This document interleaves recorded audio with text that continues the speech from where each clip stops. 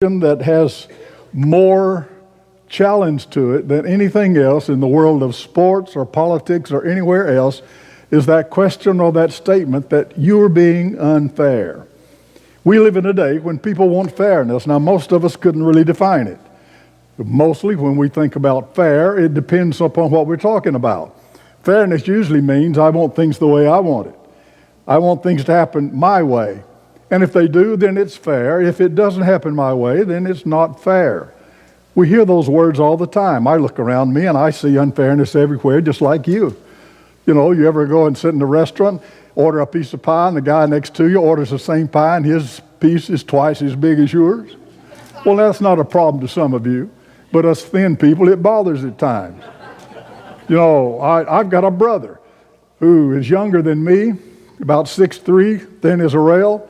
We can go into Burger King, he eats everything on the menu. I drive by outside and smell the aroma and I gain 2 pounds. Now, is life fair? I look at that and I think perhaps it's not so fair. There's always somebody smarter than you or I. And it's easy for us to look at others and say, well, you know, they've got it made. They have more to deal with than I do.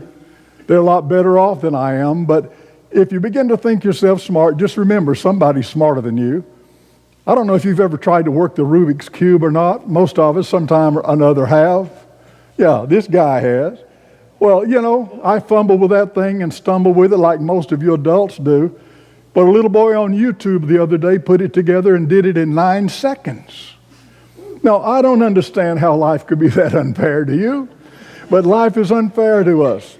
We asked the question, is life fair? A young girl came to me one day and said, life's not fair. I'm too short. She said, why didn't God make me 3 inches taller? Well, I don't know how a red cow can eat green grass, give white milk, and make yellow butter, do you? I didn't know why God didn't make her 3 inches taller. But she felt that she was being cheated in life because she was 4'2". Her friends were all over 5 feet tall. It's so easy sometimes to fall into a pattern of thinking life is not fair. Solomon is looking at life. He sees some things that disturbed him greatly. And in a moment we will walk very briefly through those things.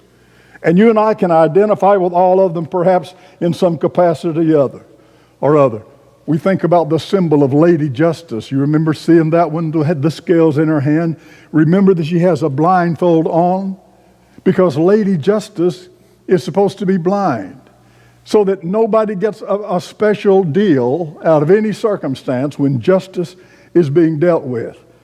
Here was a guy that was a contractor working, and he wrote his boss these words. He said, I arrived at the job after the storm, checked the building out, and saw that the top needed repairs.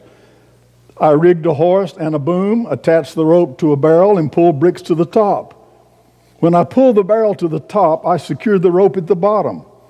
And after repairing the building, I went back to fill the barrel with the leftover bricks. I went down and released the rope to lower the bricks, and the barrel was heavier than I, and it jerked me off the ground. I decided to hang on. Halfway up, I met the barrel coming down and received a blow to the shoulder.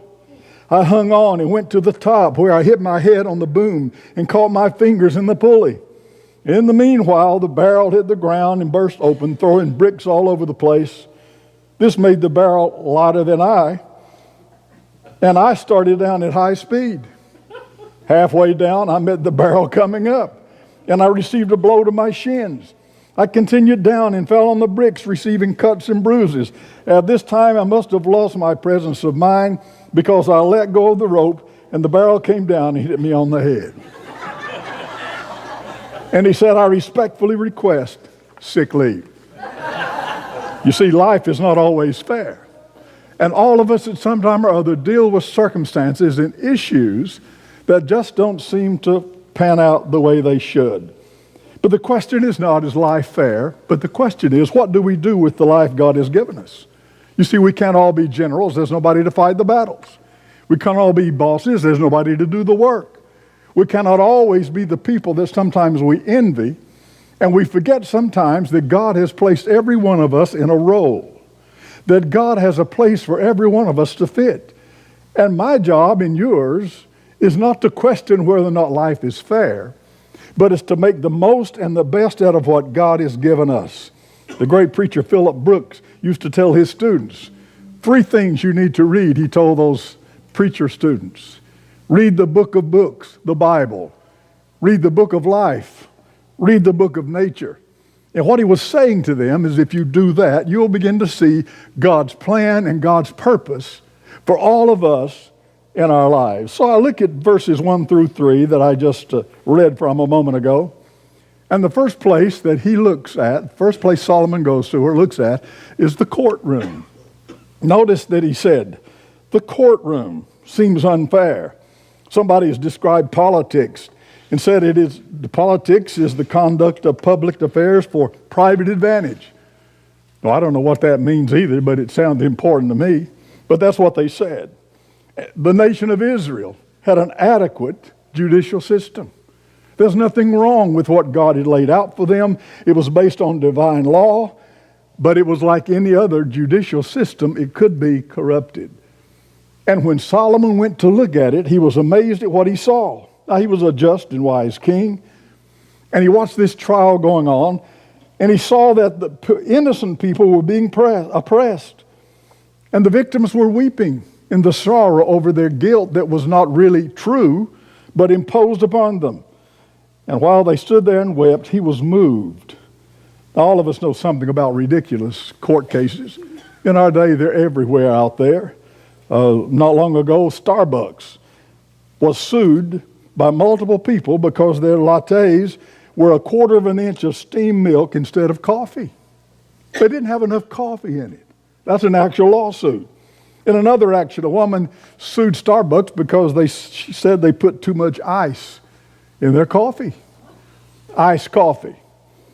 Well, one company out in California was sued because it said when they sold lip balm tubes that the person could not get all the lip balm out of the bottom of the tube.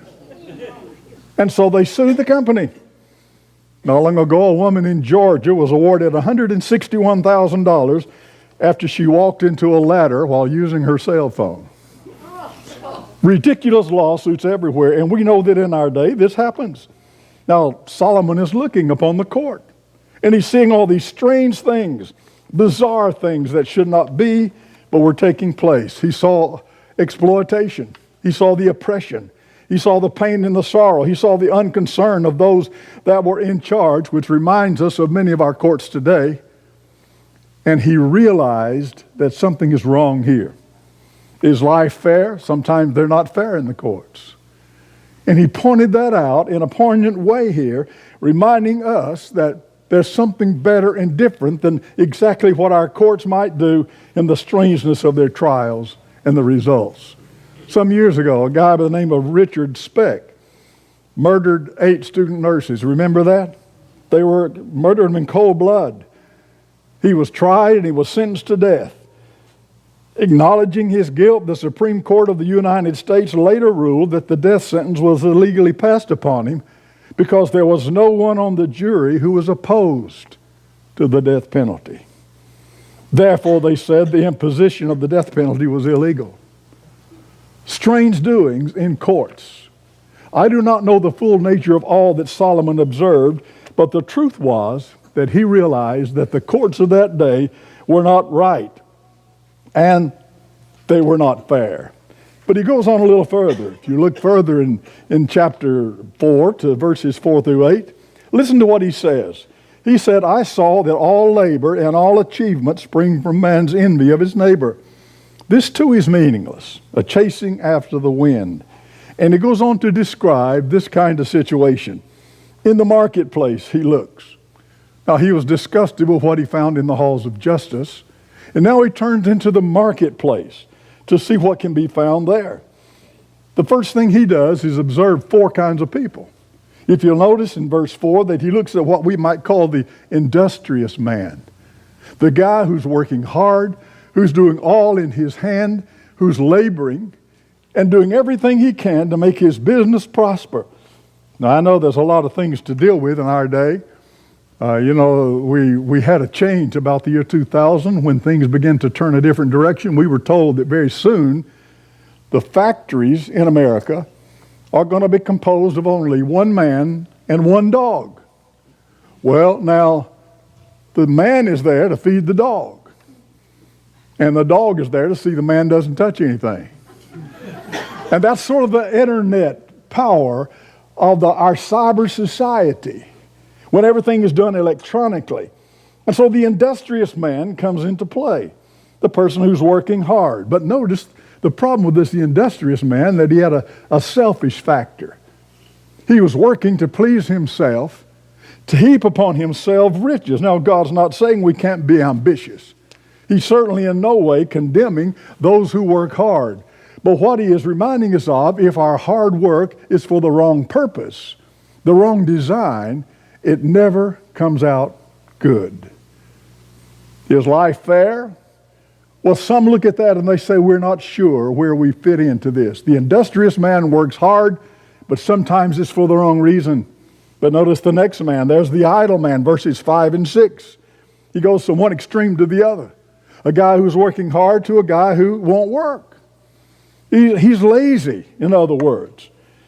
And Solomon looked at that person and he said he's going to self-destruct. In Proverbs 6, verse 10 and 11, it reminds us of these words, and Solomon wrote these words. Listen to what he said. He said, a little sleep, a little slumber, a little folding of the hands to rest, and poverty will come on you like a bandit, and scarcity like an armed man. God admires workers.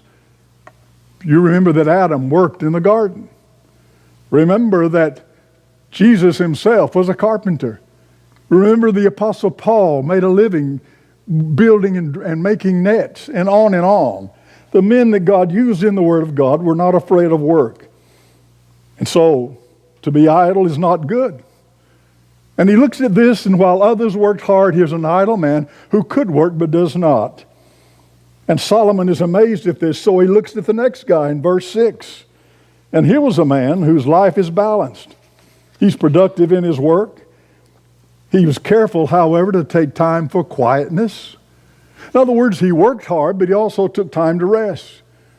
A Harris survey not long ago revealed that in a period of 25 years, leisure time in the lives of most Americans disappeared about 37%. That was to say that we were working harder, we were striving more difficult, but we did not spend our leisure time properly.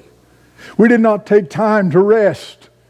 Hospitals are full of people whose hearts are a problem because they've worked themselves to death. Nothing wrong with being industrious, certainly, but we have to learn a balance in life. And Solomon looks at that balance, and here he is disturbed by what he sees, because this man, the idle man, is not working, and the integrated man comes in to say this is a better way. In other words, balance your job. Work hard, pray hard, rest hard. And if we don't get that in the right balance, it's not going to work. A few years ago, a business posted this on the bulletin boards, on all the bulletin boards of their building. And it says, to all employees, due to an increased competition and a desire to stay in business, we find it necessary to institute a new policy.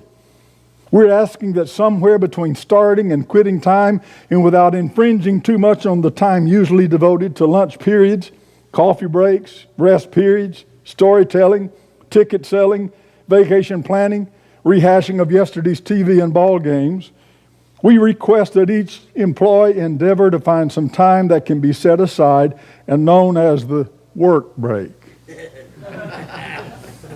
You know, the trouble is many people stop looking for work when they get a job. It ought not to be. God has a balance for us. To work, yes, but not to overwork. To have a balance in our life that will help us. You know that cybersecurity is pretty weak in a lot of ways, and I'm referring now to the internet and our computers and so forth. But there are a group of people now that are calling themselves cyber beggars. And somehow they're able to manipulate the minds of generous people who will donate to them thousands of dollars, and hundreds of thousands of dollars every year are thrown away to cyber beggars. We miss the balance of life. Solomon saw that. And so he looked at this man who was integrated, and he said there's a balance. You have to work some, but there's times when you need to rest. But then notice that he goes to the independent man, the last man that he looks at here. He noticed the solitary man very much alone. He was working hard. He was laboring for everything, but he noticed that he had no family. He had no friends. He had no one to help him. And the industrious man was working just to heap it on himself. However, he had no plans of what he was going to do with it. He was going to die without a family. He had no children to leave it to. And so he was spending his life laboring and working and striving and building up a fat account, but nothing to do with it when he was gone. Socrates, famous Baptist preacher, you remember, Greek philosopher Socrates said, the unexamined life is not worth living. That is to say, if we don't take time to look at what we're doing and why we're doing it, that our life begins to miss something. And Solomon's conclusion was, he said, this too is meaningless. God wants us to labor, but labor in the right spirit and for the right reason. And so Solomon takes another step. He's looked at the courts. He's looked at the laboring people.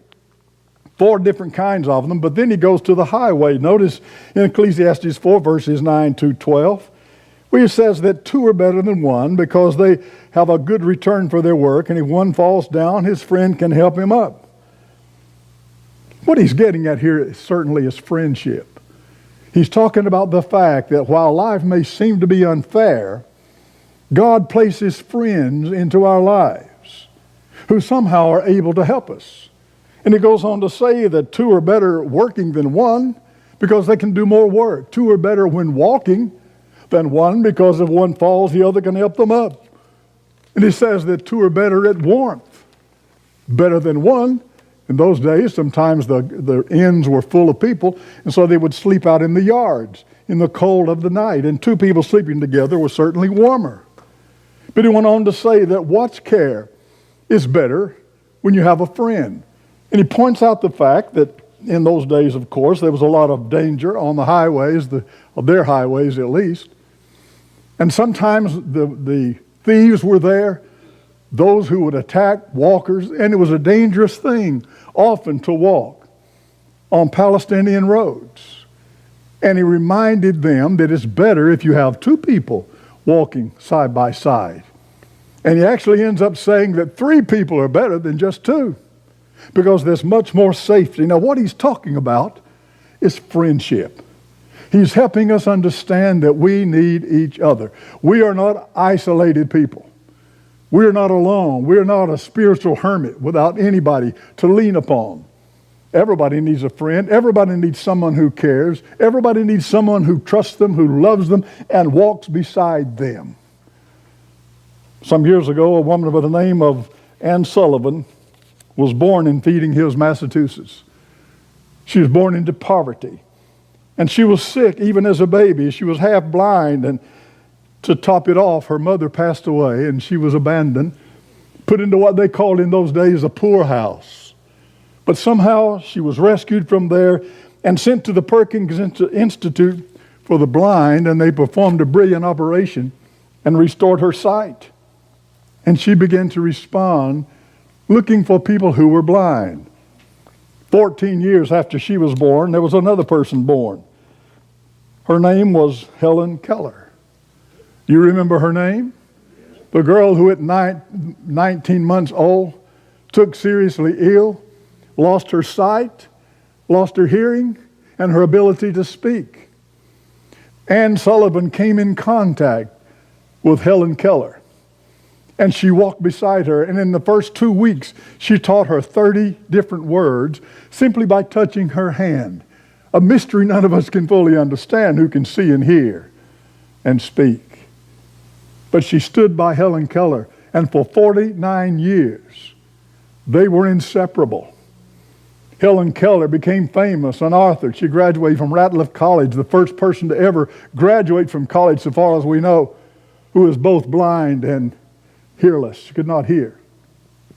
She She became famous, and all of us remember the name of Helen Keller because of the mark she made upon history. But Anne Sullivan, her friend, stood by her side for 49 years and never left her. She was 14 years older than Helen Keller, and the time came that she took ill. And when she did, she too lost her sight. And she became as blind as Helen Keller.